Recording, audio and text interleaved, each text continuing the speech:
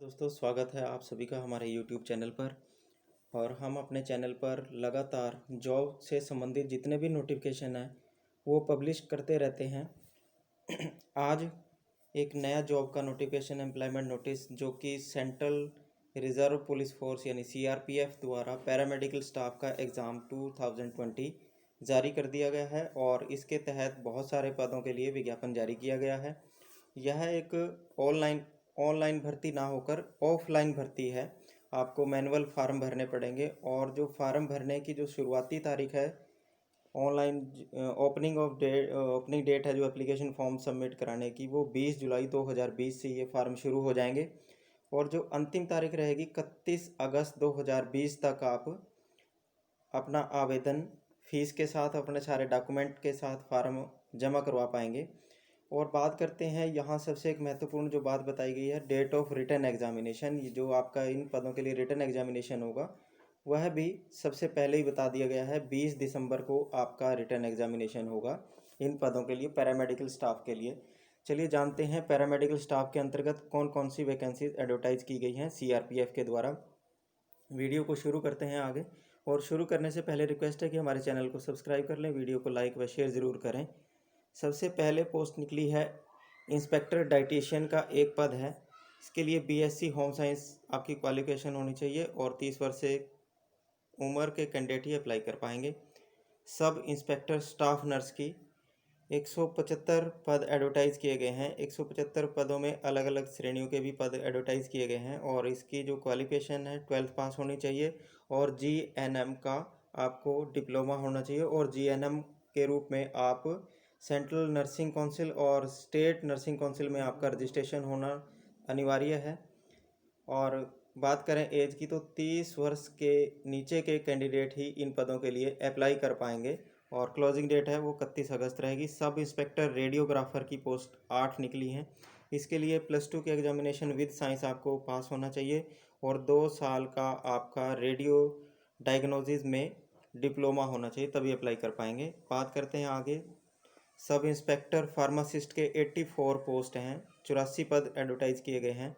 और इसकी क्वालिफिकेशन की बात करें तो +2 आपकी पास होनी चाहिए और 2 साल का आपका फार्मेसी में डिप्लोमा होना चाहिए। अब बात करते हैं असिस्टेंट सब इंस्पेक्टर फिजियोथेरापिस्ट के 5 पद एडवर्टाइज किए गए हैं। +2 क्वालिफिकेशन आपकी होनी चाहिए और बैचलर इन फिजियोथेरापिस्ट या 3 साल का डिप्लोमा फिजियोथेरेपी में आपका होना चाहिए, तब अप्लाई कर पाएंगे। और 20 से 25 वर्ष के कैंडिडेट ASI फिजियोथेरापिस्ट के लिए अप्लाई कर पाएंगे।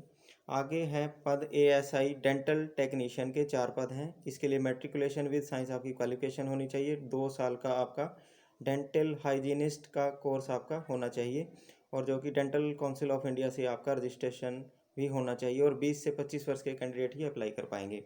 Assistant sub inspector laboratory technician के लिए कुल 64 पद विज्ञापित किए गए हैं। बात करें क्वालिफिकेशन की तो मैट्रिक विद साइंस आपकी क्वालिफिकेशन होनी चाहिए और diploma in medical laboratory technology में आपका डिप्लोमा होना चाहिए और 20 से 25 वर्ष के कैंडिडेट ही अप्लाई कर पाएंगे। Assistant sub inspector electrocardiography technician का एक पद एडवर्टाइज किया गया है। इसके लिए भी मैट्रिक क्वालिफिकेशन रखी गई है और इलेक्ट्रोकार्डियोग्राफी टेक्नोलॉजी का डिप्लोमा आपके पास ये सर्टिफिकेट होना चाहिए। 20 से 25 वर्ष के कैंडिडेट ही अप्लाई कर पाएंगे।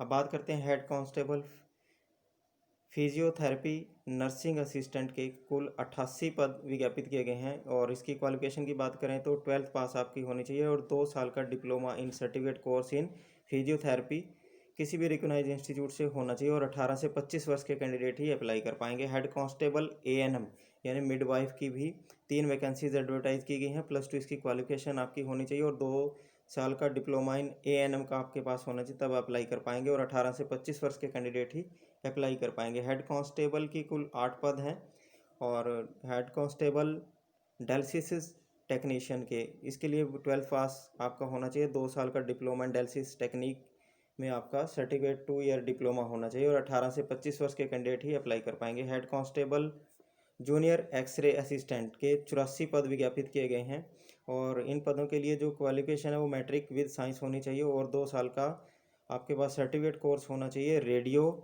डायग्नोसिस का आपके पास डिप्लोमा होना चाहिए और 20 से 25 वर्ष के कैंडिडेट ही अप्लाई कर पाएंगे। हेड कांस्टेबल लेबोरेटरी असिस्टेंट के लिए 5 पद विज्ञापित किए गए हैं। मैट्रिक साइंस इसकी क्वालिफिकेशन रखी है, मैट्रिक विद साइंस। और सर्टिफिकेट कोर्स आपके पास लेबोरेटरी असिस्टेंट का कोर्स आपका किया होना चाहिए। और 20 से 25 वर्ष के कैंडिडेट ही अप्लाई कर पाएंगे। हेड कांस्टेबल इलेक्ट्रीशियन के एक पद एडवर्टाइज किया गया है और डिप्लोमा इलेक्ट्रीशियन आपका होना चाहिए, तब अप्लाई कर पाएंगे। 20 से 25 वर्ष आपकी एज होनी चाहिए। अब बात करते हैं हेड कांस्टेबल स्टीवर्ड के लिए। इसके 3 पद एडवर्टाइज किए गए हैं। मैट्रिकुलेशन इसकी क्वालिफिकेशन है और 18 से 23 वर्ष के कैंडिडेट अप्लाई कर पाएंगे। कांस्टेबल मसालची के कुल 4 पद एडवर्टाइज किए गए हैं। मैट्रिकुलेशन इसकी क्वालिफिकेशन होनी चाहिए और 2 साल का आपका एक्सपीरियंस सिमिलर जॉब में होना चाहिए। 18 से 23 वर्ष के कैंडिडेट अप्लाई कर पाएंगे। अब आगे है पोस्ट कांस्टेबल कुक।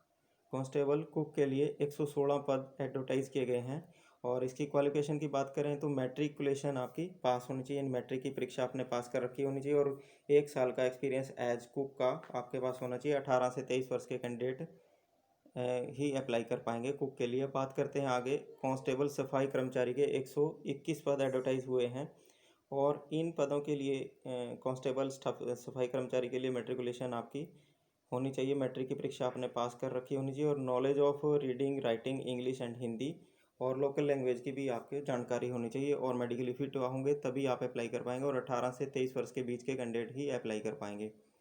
कांस्टेबल धोबी और वाशरमैन के लिए 5 पद विज्ञापित किए गए हैं। मैट्रिकुलेशन आपकी होनी चाहिए और आपका कम से कम 1 वर्ष का एक्सपीरियंस होना चाहिए, तभी आप धोबी के लिए अप्लाई कर पाएंगे और 18 से 23 वर्ष के कैंडिडेट ही अप्लाई कर पाएंगे। कांस्टेबल डब्ल्यूसी के लिए 3 पद विज्ञापित किए गए हैं, इसके लिए भी क्वालिफिकेशन मैट्रिकुलेशन है। कांस्टेबल टेबल बॉय के लिए 1 पद विज्ञापित किया गया है, इसके लिए भी मैट्रिकुलेशन क्वालिफिकेशन रखी गई है। अब बात करते हैं वेटनरी का जो हॉस्पिटल है उसमें हेड कांस्टेबल वेटनरी के 3 पद विज्ञापित किए गए हैं और आपकी +2 विद साइंस आपकी क्वालिफिकेशन होनी चाहिए और डिग्री या डिप्लोमा आपका सर्टिफिकेट ऑफ मिनिमम 1 ईयर का ड्यूरेशन का stock management live stock management का आपके पास डिप्लोमा होना चाहिए, तब अप्लाई कर पाएंगे। इसी प्रकार हेड कांस्टेबल लैब टेक्नीशियन का 1 पद विज्ञापित किया गया है और head constable radiographer veterinary science के लिए भी 1 पद विज्ञापित किया गया है। इस प्रकार ये बहुत सारे पद विज्ञापित किए गए हैं पैरामेडिकल स्टाफ के।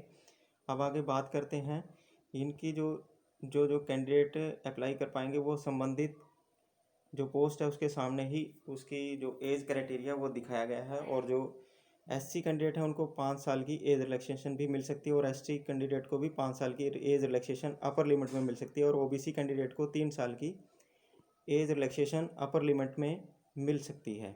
इस प्रकार आपको रिलैक्सेशन मिलती रहेगी जो आप अप्लाई कर पाएंगे जो एससी एसटी कैंडिडेट हैं। और आगे बात करेंगे जो हाइट की। इन पदों के लिए हाइट क्या होनी चाहिए। जो अनरिजर्व ईडब्ल्यूएस और एससी और ओबीसी श्रेणी के कैंडिडेट हैं उनके लिए मेल कैंडिडेट के लिए 170 सेंटीमीटर हाइट होनी चाहिए और फीमेल कैंडिडेट के लिए 157 सेंटीमीटर हाइट होनी चाहिए। चेस्ट की बात करें जनरल ईडब्ल्यूएस एससी और ओबीसी के लिए 80 सेंटीमीटर मेल कैंडिडेट के लिए चेस्ट बिना फुलाए और 5 सेंटीमीटर और जोड़ के फुलाकर मेल कैंडिडेट की चेस्ट होनी चाहिए और फीमेल के लिए चेस्ट की जो विड्थ है वो नापने की आवश्यकता नहीं पड़ेगी। इसी प्रकार रिलैक्सेशन मिलेगी।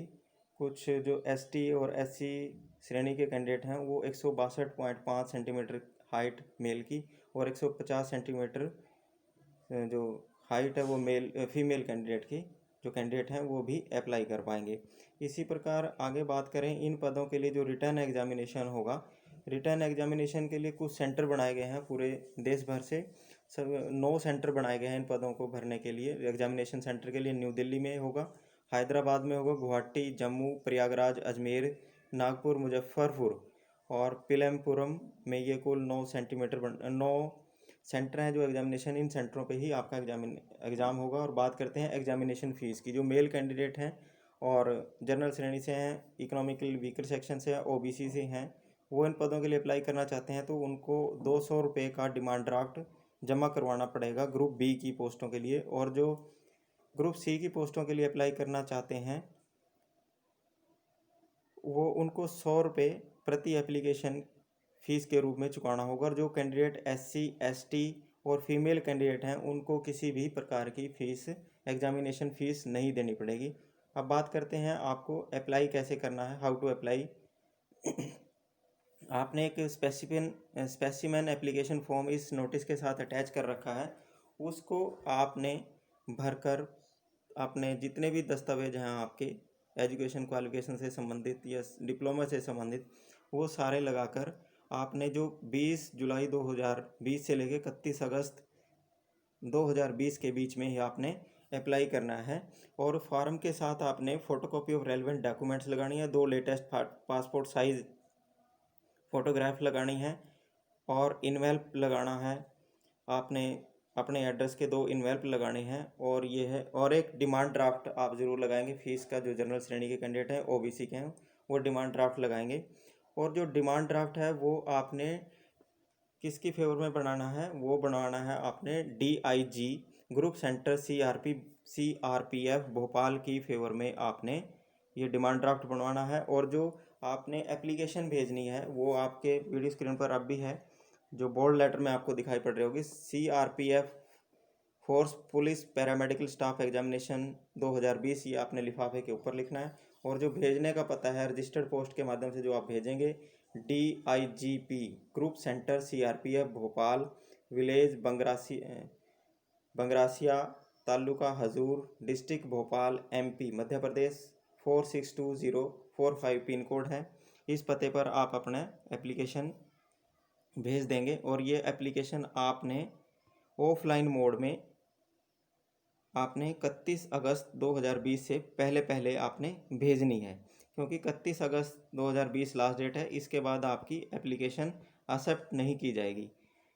ये पूरा आप फार्म भर सकते हैं। अब इसके बाद आपको हम फार्म दिखा देते हैं, जो आपकी वीडियो स्क्रीन पर अब हम आपको दिखाने वाले हैं फार्म, कि आपने ये ऑफलाइन फार्म कैसे भरना है। इस फार्म की आप सीआरपीएफ की जो ऑफिशियल वेबसाइट है वहाँ जाकर भी डाउनलोड कर सकते हैं, और हमारे वीडियो के डिस्क्रिप्शन लिंक में जाकर भी आप इसे डाउनलोड कर सकते हैं। ये फॉर्मेट आपको दिखाई पड़ रहा है सीआरपीएफ का। जो डिटेल आपने इसमें भरनी है वो आपने ब्लॉक लेटर में भरनी है, यानी कैपिटल लेटर में भरनी है। पोस्ट अप्लाइड में आप जिस पोस्ट के लिए अप्लाई कर रहे हैं वो लिखेंगे। सेंटर ऑफ एग्जामिनेशन में जो सेंटर आपका नज़दीक पड़ता है उसको फर्स्ट प्रेफरेंस और सेकंड प्रेफरेंस दे सकते हैं। और latest passport size colour photograph आपने चिपकानी है। नेम ऑफ एप्लीकेंट लिखना है, फादर नेम लिखना है, मदर नेम लिखना है, डेट ऑफ बर्थ लिखना है, जेंडर मेल फीमेल बताएंगे आप क्या क्या है, मोबाइल नंबर लिखेंगे, ईमेल आईडी लिखेंगे। उसके बाद आप अपनी कैटेगरी लिखेंगे 10वें पॉइंट में, एससी हैं, एसटी, ओबीसी या अनरिजर्व हैं। रिलीजन में आप हिंदू मुस्लिम सिख ईसाई इत्यादि आप बताएंगे। वेदर गवर्नमेंट एम्प्लॉई हैं आप हैं या नहीं वो बताएंगे। एम्प्लॉयर का नाम बताएंगे यदि आप गवर्नमेंट एम्प्लॉई हैं। मैरिटल स्टेटस बताएंगे, आप मैरिड हैं या अनमैरिड हैं। नेशनलिटी आप बताएंगे, इंडियन हैं या अदर हैं। स्टेट बताएंगे, जिस स्टेट से आप परमानेंटली बिलोंग करते हैं। नेम ऑफ पर्टिकुलर एरिया बताएंगे जिसमें आप ड्यूटी के बाद एक्सटेंड करना चाहेंगे। हाइट बताएंगे इन सेंटीमीटर आप। और चेस्ट बताएंगे बिना फुलाए और फुलाकर, एक्सपेंडेड और अनएक्सपेंडेड आपकी कितनी है। आप हाइट में यदि आप रिलैक्सेशन चाहते हैं तो यस और नो लिखेंगे, और यदि आप यस लिखते हैं तो आप बताएंगे किस कैटेगरी के तहत आप एज रिलैक्सेशन चाहते हैं। बात करते हैं आगे एक्स सर्विसमैन। पॉइंट नंबर 22 में आप बताएंगे एक्स सर्विसमैन हैं या नहीं। इसके बाद 23वें पॉइंट में आप अपनी क्वालिफिकेशन दर्शाएंगे। 24वें पॉइंट में आपकी यदि कोई टेक्निकल क्वालिफिकेशन है, जैसे आपका कोई डिप्लोमा है, आईटीआई का है, वो सारा दर्शाएंगे। उसके बाद पोस्टल एड्रेस लिखेंगे। 26वें कॉलम में आप परमानेंट एड्रेस बताएंगे। 27वें कॉलम में अपना आधार नंबर लिखेंगे। 28वें कॉलम में आप बताएंगे कि आपको कभी कोई केस तो आपके ऊपर दर्ज नहीं हुआ, कोई एफआईआर दर्ज हुई है। 29वें कॉलम बताएंगे। यदि आपको पुलिस द्वारा पकड़ा गया तो 30वें कॉलम में बताएंगे। यदि आपको क्रिमिनल केस आपके अगेंस्ट कोई पेंडिंग है, यस और नो बताएंगे आप 31वें कॉलम में। इसी प्रकार 32वें कॉलम में आप बताएंगे जो आपने 200 रुपये और 100 रुपये का पोस्टल ऑर्डर बनवाना है। आप पोस्टल ऑर्डर भी बनवा सकते हैं और डीडी भी बनवा सकते हैं। उसका नंबर लिखेंगे, डेट लिखेंगे और अमाउंट लिखेंगे। इसके बाद नीचे आप अपना सिग्नेचर, जो ये बॉक्स आपको दिखाई दे रहा है, इसमें आप अपने सिग्नेचर करेंगे। और सिग्नेचर का विशेष ध्यान रखें, यदि आप सिग्नेचर नहीं करेंगे तो आपकी एप्लीकेशन रिजेक्ट कर दी जाएगी। इसी प्रकार ये डिक्लेरेशन का पेज है। इस डिक्लेरेशन का पेज लगाकर भी आप नीचे प्लेस डेट डालकर और साइन करेंगे, साइन जरूर करेंगे। यदि आप साइन नहीं करेंगे तो आपकी एप्लीकेशन रिजेक्ट हो सकती है। इस प्रकार ये पूरे सर्टिफिकेट आपने लगाने हैं। यदि आप ये सर्टिफिकेट नहीं लगाएंगे तो आपकी एप्लीकेशन रिजेक्ट हो जाएंगी। इस प्रकार हमने आपको सीआरपीएफ में जो ये पद निकले हैं पैरामेडिकल स्टाफ के, वो आपको पूरी डिटेल के साथ ही एडवर्टाइजमेंट बता दी गई है। यदि आप इस एडवर्टाइजमेंट को डाउनलोड करना चाहते हो, हमारे वीडियो के डिस्क्रिप्शन बॉक्स में जाकर भी आप डाउनलोड कर सकते हैं और फार्म भी वहां से आप डाउनलोड कर सकते हैं।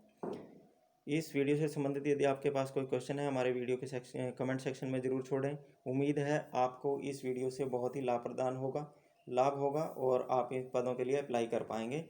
आज वीडियो में बस इतना ही। मिलते हैं नई वीडियो में नए जॉब नोटिफिकेशन के साथ, नए कंटेंट के साथ। जय हिंद, जय भारत, नमस्कार, धन्यवाद।